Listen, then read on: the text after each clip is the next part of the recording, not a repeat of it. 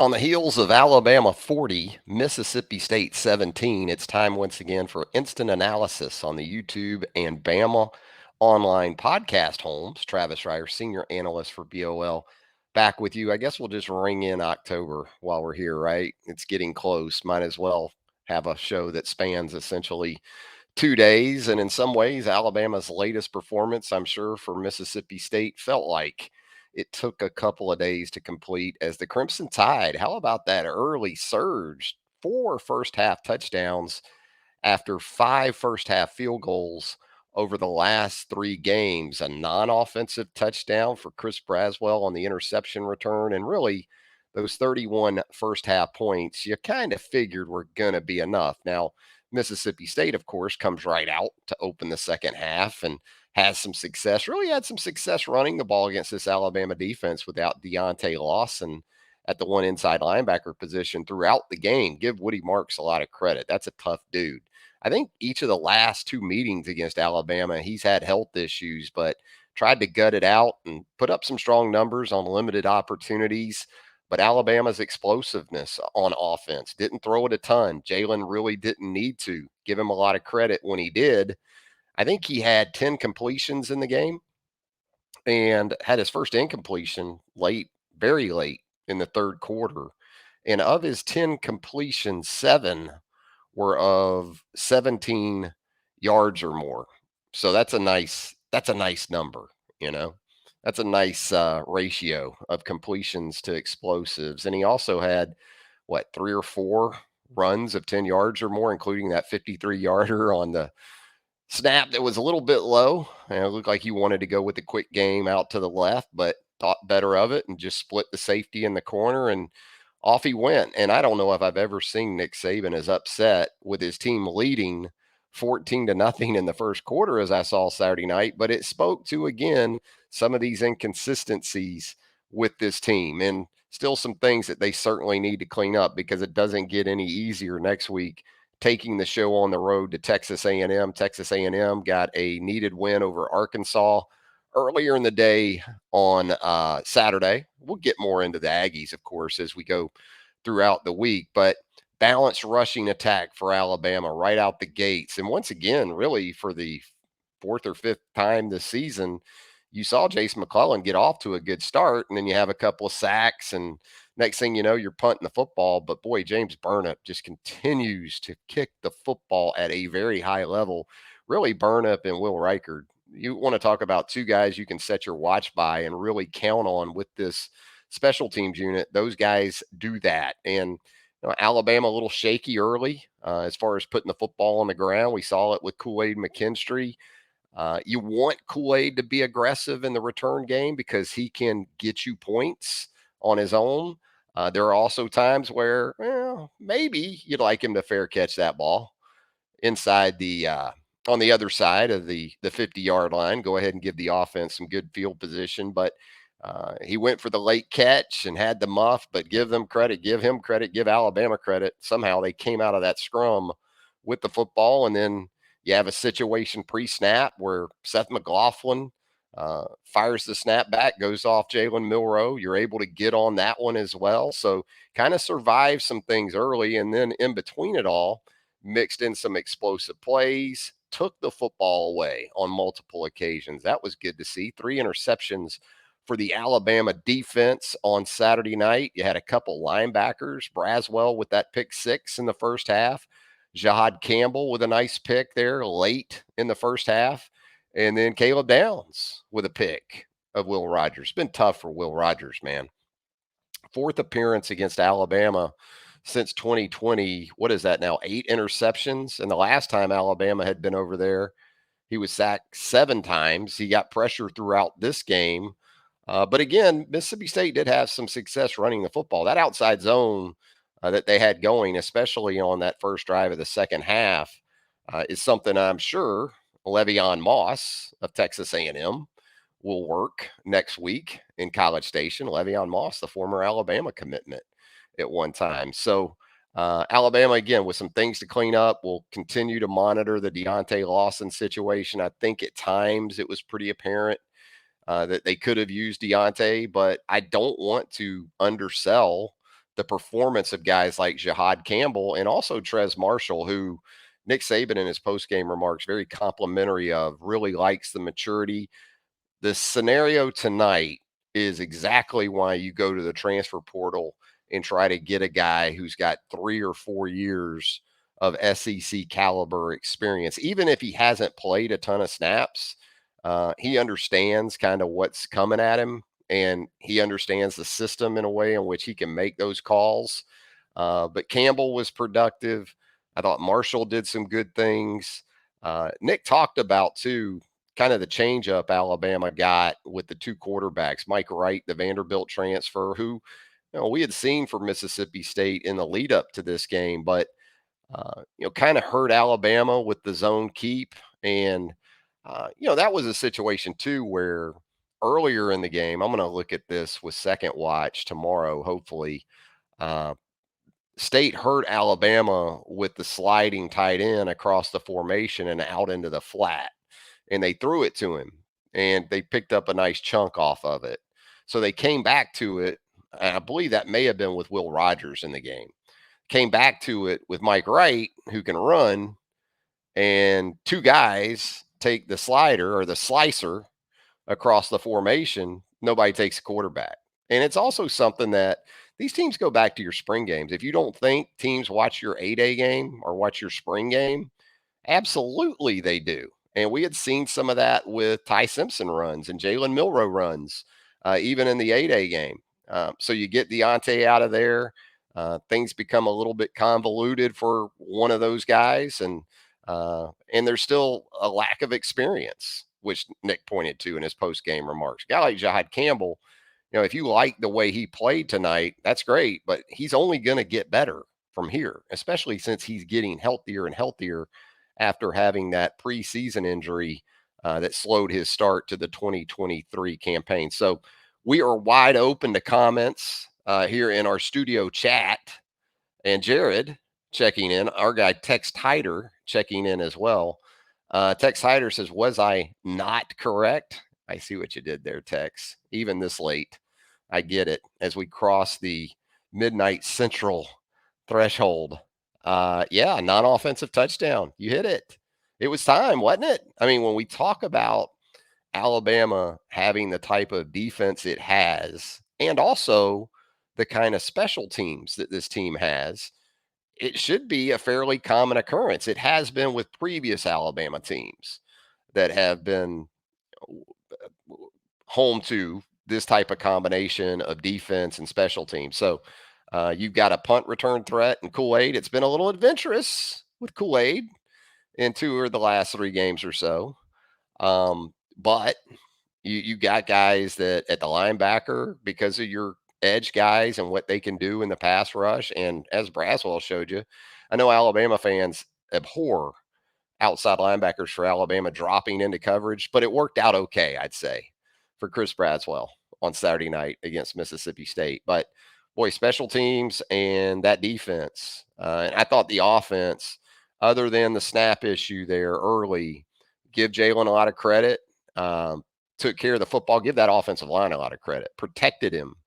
A lot of us have been wondering if he was ever going to be able to get down to his tight ends or his underneath receivers or his backs. Well, it's a lot easier when you have time to do it. And he had time throughout the game on Saturday night. Jared checking in here in the chat with us, and he says, great win tonight. I think it was a really good win. I think it's a confidence building win. I think for some Alabama fans, and even to an extent myself, I want to see what happens in College Station next week. Not because I think Texas A&M is a great football team. I think Texas A&M has that ability, though, more so than even State had. I know Nick talked about it going into this game that, well, look, beyond Texas, Mississippi State with its front and those linebackers, Jet Johnson, Nathaniel Watson at the inside spots, they're gonna be a load. Well, this defensive line for A&M certainly has that potential as well. And if you saw the A&M Arkansas game earlier, I think it was 15 tackles for loss for A&M. They had a lot of them in Tuscaloosa last year too, in addition to taking the ball away, 2 or 3 times. So Uh, Another level, I think, that Alabama looks to navigate coming up next Saturday afternoon on CBS over in the Lone Star State. Paul Witt, my pal, checking in here in the chat. Any idea? I like this one, Paul. You know I do. Any idea when the statue of Will Reichard will be unveiled at Bryant Denny Stadium? I don't know if there's going to be a statue. I guess if he wins the Lou Groza, maybe there will be.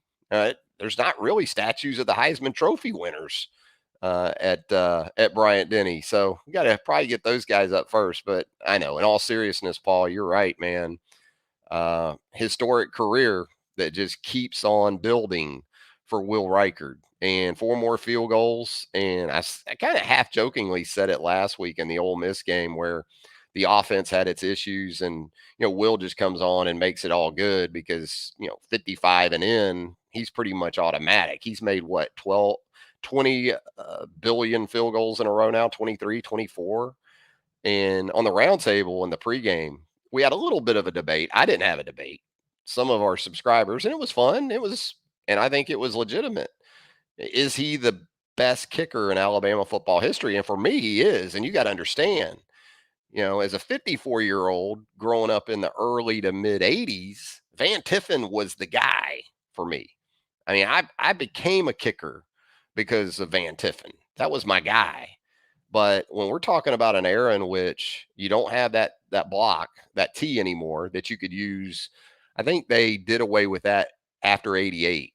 I think 89, Philip Doyle was at Alabama and he had to go from the T to the ground on field goals and extra points like in the NFL. And also in 91, I want to say they narrowed the goalpost by about 5 feet.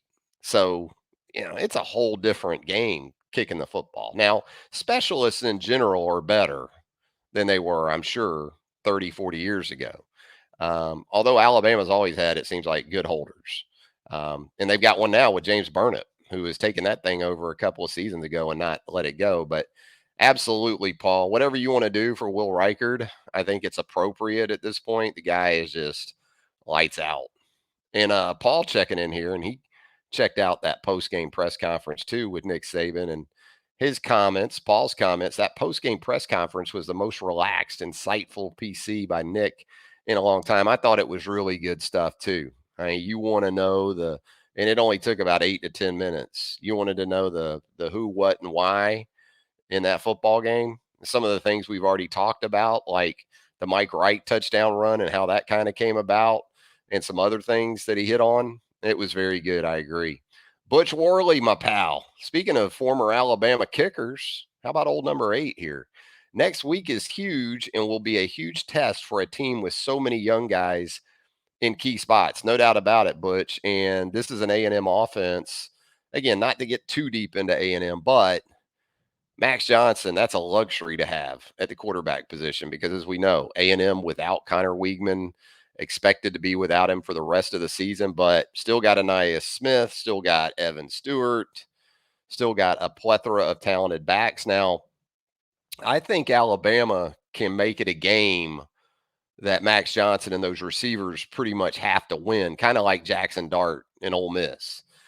That being said, there's the possibility of A&M making it that kind of game for the Alabama offense. So no doubt, going to be a huge one in College Station next week. Let's move on. We've got Jared checking back in. If we're not able to push the ball down the field in the passing game next week, it will be very tough. That D line will be very hard to run on. If we win, it will say a lot about the potential of our team. I agree, Jared. I think again, the challenges go up, whether you're talking about going from Ole Miss to Texas A&M, from Texas A&M to perhaps Tennessee, who looked better against South Carolina. It was South Carolina at home. But I agree. I think the continued improvement in the passing game is going to be critical. And there were very encouraging signs, I thought. Again, I know Alabama only threw the ball, I think, 13 times. Ty Simpson came in late, attempted a pass to Jalen Hale.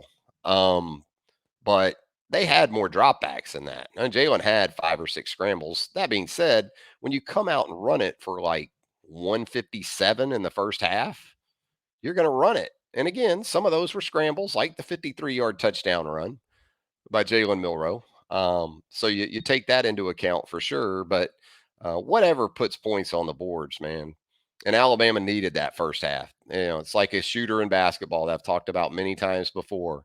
When you go a couple, 3 games without seeing that 3 ball or even free throws go through the hoop, it seems like it gets harder and harder to make shots. So to get in the end zone 4 times, and again, one of those was a defensive score, was a very positive thing, I thought, for Alabama. Butch checking back in. I was kept from being a kicker by Van Tiffen. I remember that, Butch. Yeah. Yeah.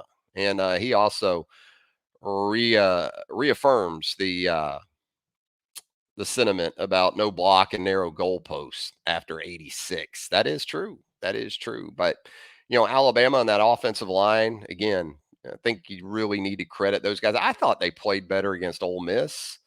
I think some of the issues they had over the first 2 or 3 games, there was the residual effect probably on Jalen because he was still sensing some pressure against Ole Miss that wasn't always there. And that's still understanding that I don't know if pocket maneuverability and navigation is ever going to be totally his strong suit. But second half of that game last week, we did see him start to trust his protection a little bit more, started to hang in there and get it down to the backs, get it to the tight ends, work underneath, and saw even more of it on very limited opportunities against Mississippi State. So every week's different and expect the challenges to get tougher. But all in all, really good stuff from that offensive line. And, we continue to see Elijah Pritchett working there at left tackle. And what I saw of him, I thought he did a nice job. I thought Caden Proctor was fine. I thought the one false start against Caden was maybe bogus, right? You had the Mississippi State defender get into the neutral zone early, and Caden did what I thought he's coached to do, which is kind of step into the zone after the defender had stepped into the zone, but the call went against Caden. Played pretty well in terms of cleanliness on offense. Again, the snap issues early, you continue to worry about that, though. I mean, those have got to get totally cleaned up. You did have a shotgun snap on a 3rd and 1 play that I know brought just raucous cheers from the Alabama fan base after that one. And that was another part. I know Paul talked about it earlier about Nick Saban's post-game press conference and how insightful it was. And, Nick went right back in on it. And his point, and he's not wrong. You watch enough football these days, how many plays on offense are from the gun? I mean, it's minimal under center. And I even get it on 3rd and 1 in some situations. Um, and even on the goal line on 3rd down, because you probably thinking and nowadays teams go for it so much that, okay, if we don't get it on 3rd, we're still going on 4th. It just seems like negative plays are more of a thing. I don't know. And Nick also talked about the cadence and the snap count and how the players get used to hearing the clap because they're in the gun so much that when you go under center, now you're doing it verbally. Um, I'm old as dirt. I'm a vapor at this point. I'm so old, okay? But in my day, and I'm sure Nick probably could tell you the same thing, we had a silent count from under center. Now, it was as simple as the quarterback tapping the center up underneath, and that was the signal to snap the football without doing it verbally. But we did see Alabama in the second half. It kind of felt like a troll, didn't it? In the first half, or when Alabama did it from shotgun and got stuffed on 3rd and 1, it felt like, it's just Alabama staff trolling folks now. But you did see, and I also wondered too, is it something that they're not comfortable maybe specifically with Jalen? But you saw it in the second half. He did it. And again, it's in the playbook because we had seen Ty Simpson do it a couple times um, at South Florida. So, yeah, there's your answer to that, I guess. Alabama's receiver play, it was good to see Isaiah Bond. Again, limited opportunities. I thought it was pretty impressive, too, that on 10 completions, 7 different guys caught balls. So Amari Niblack with a couple of explosive plays. Thought he had the pro throw catch there in the second half. Looked like it in the corner of the end zone. Goes up, tries to make the catch, tries to get his foot down there in the corner of the end zone. That would have been full circle, right? Another Alabama receiver making that kind of catch against a Mississippi school. Of course, Tyrone's came against Southern Miss in Tuscaloosa, but we continue to see a lot of the tight ends. We even saw some 13 personnel in the game Saturday night, not just in short yardage either. They tried to, I think one of the sacks at Jalen, it was actually an interior OL that looked like gave up the pressure, but they were in 13. They were in three tights, and interior pressure got to Jalen, and that resulted in the sack. But still a lot of CJ Dupree, still a lot of Robbie Oots, still a lot of Amari Niblack. And it's always good when you're up enough that you can get those young guys and those reserves in late like they were able to, man. You see Jaden Roberts on that Justice Haynes run late in the game. Jaden Roberts was ready to hit somebody. I was worried they were going to get him for cleaning up around the pile, but Justice looked good. Didn't really see Jam on offense much, if at all. It's tough, too, because you're trying to plan for a position and you're going into a game in which a guy is suspended for the first half or has to sit out the first half because of the targeting penalty the previous week. And so that makes it hard to say, okay, well, third quarter, we're going to get our third back involved when he's been over on the sideline, or, you know, maybe on special teams, you feel more comfortable doing that with a player. But as far as everything that goes with getting in the flow of the game, coaches like to get guys in that are legitimately in the rotation to get them going as early as they possibly can. You talk about rotations. The defensive line continue to play a lot of guys: Tim Keenan, Tim Smith, Jaheim Otis, Justin Aboybe, Damon Payne. We saw some James Smith as the game wore on. So a lot of guys getting some opportunities. We saw more dime on defense than we did against Ole Miss. So you saw some Trey Amos at corner. It looked like Caleb Downs was playing the money tonight.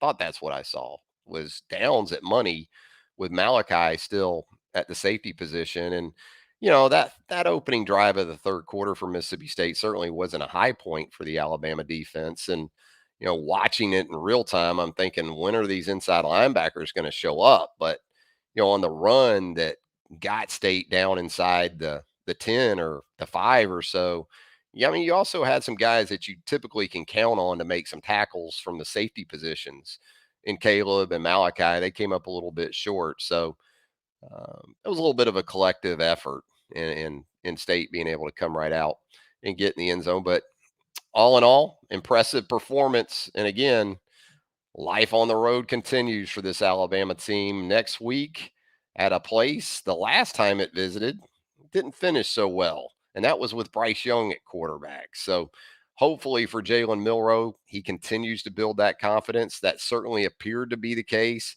I liked that there were times where he looked like he was experiencing growth from the pocket and trust in his guys from the pocket. But I also like there were times when the situation calls for a guy with that type of skill set to play football. Just play football, like the low snap that turned into a 53-yard touchdown run. I understand you can't do that every play. But and I didn't mind some of the situations where, he was sacked or he maybe held onto the football. It's still better than throwing into trap coverage, especially when you've got Will Reichard and you're in a position where you got points in your back pocket. Because when you've got a guy like Reichard, as we saw again on Saturday night, that can be 12, 15 points on just about a weekly basis. And with that defense and with that punter, you can win a lot of games playing that way. I don't know. I don't know if you can win it all, but you can win a lot of games. So there you go. It's been a lot of fun. We'll keep it short because we are into the wee hours of Sunday morning. Happy October, by the way. It's when the rubber meets the road in college football, friends. It's when you find out what football teams are made of, not just in terms of physical and roster talent, because depth, about mid-October, you start seeing some teams that don't have legitimate depth start to fall by the wayside in terms of championship races. But what are they wired? How are they wired?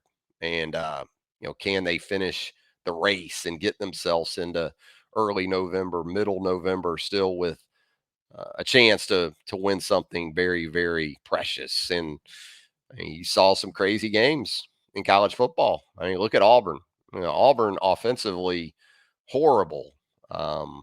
Pretty much until Saturday, and got the job done on the ground against a very talented Georgia defense. Had an opportunity in the fourth quarter at home to win, so you can't take any of these for granted. What about Lane double nickeling LSU and Oxford getting a win over Brian Kelly?